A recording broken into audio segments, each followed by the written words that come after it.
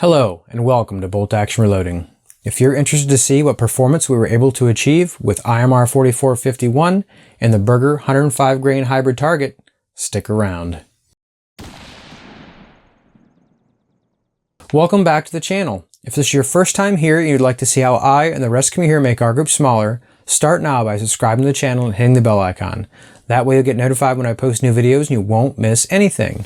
In today's video, we're going to be testing a powder that we haven't tested yet in 6mm Creedmoor, IMR 4451. IMR 4451 has actually given us some pretty decent results in 6.5 Creedmoor, and that is certainly why it's on the list of powders to try right out of the gate. This powder is actually supposed to be insensitive to temperature change, therefore we had high hopes to get some pretty good statistics with our load testing today. If you guys are unfamiliar, this is our task platform. It's a Ruger precision rifle chambered in 6mm Creedmoor. If you'd like to know all the details, I'll put that in the description box below. We already do have a little bit of history with this Berger 105, and so we're actually expecting some reasonably good performance today. So we might as well get right into the load details. The star of the show today is the Berger 105 grain hybrid target, part number 24433. The brass we're using is Lapua Brass. This is its first firing, and so we are fireforming during today's test load. The primer for today is a CCI 41 small rifle military primer. We've had good luck with it in the past, and that's why we're using it today. The cartridge overall length we're loading to is 2.800. The powder we're testing is IMR 4451. We're loading from 40.9 grains all the way to 42.1 grains. The load conditions for today's test is 49 degrees Fahrenheit, 66% relative humidity, 28.87 inches of mercury, and a density altitude of 639 feet. The data for today's video is coming straight from Sierra. For their 107 grain projectile weights, these are pretty close, so I assumed that we would get reasonably close velocities, possibly lagging slightly, but that is roughly what we're basing our load testing on today. That out of the way, let's get right into our load test. At 40.9 grains, our estimated velocity would have been around 2978 feet per second. Our actual achieved velocity would be 2959, standard deviation of 12.2, extreme spread of 30, and a 0.679 MOA group. At 41.2 grains, our estimated velocity went to 2995. Actual achieved velocity was 2981, standard deviation of 7.8 with an extreme spread of 17, and a 0.357 MOA group. At 41.5 grains, 3016 would have been our estimate, 2994 was our actual achieved velocity, standard deviation of 23.4, extreme spread of 53, and unfortunately a 1.072 MOA group. At 41.8 grains, 3035 would have been our estimate. Our actual achieved velocity was 3,020 feet per second, standard deviation of 22.5, extreme spread of 48, and a 0.931 MOA group. At our max charge of 42.1 grains, our estimated velocity would have been 3050 feet per second. Actual achieved velocity was right close to there, 3054.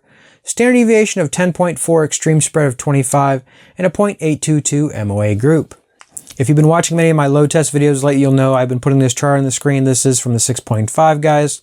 Personally, I like it for a visual representation, so you can kind of see if one shot was dragging your group in a particular direction or what it was. All the velocities are plotted on that chart if you guys wanted to look at them. Assuming the screen you're looking at it, you can actually read it.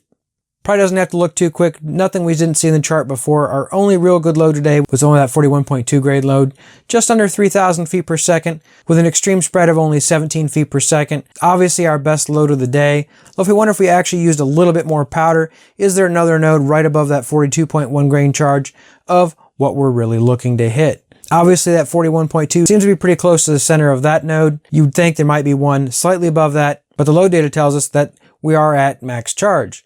So, speaking of that, see if we see any pressure signs. So we'll put a shot of your brass on the screen. And if you look real close at that top piece on the max charge, you'll see just the slightest ejector swipe starting to show up on the head of the brass. It is likely we're actually getting to pressure. That in conjunction with it was actually only 49 degrees the day of the test. It is likely that we're going to start seeing pressure should we bump up to that next level charge. Seeing as we've already seen some reasonable statistics with other powders, it's either basically there or play around a little bit in that 41.2 grain arena. Nothing really to complain about there. Under half MOA group, I'm certainly happy with any day of the week and twice on Sunday. I'd like to see just a slight bit lower extreme spread. Maybe after we've got our fire forming done, the next load on this, we'll retest that and see if we can repeat a good load at that charge level. We'll just have to see. Basically everything else was pretty much a disappointment other than that 41.2 grain load. But if you guys think differently, I'd love to know what you think in the comment section below. Same as I mentioned in my last video, guys, my target battery had actually died by the time I shot these loads. and so I don't have that footage for you. Hopefully next time. Anyway, whether you guys are interested in the 105 grain Berger or not, I hope you guys enjoyed today's video. If you have any comments or questions, please put those in the comment section below.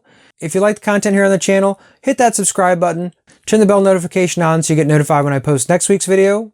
And until then, stay safe in small groups.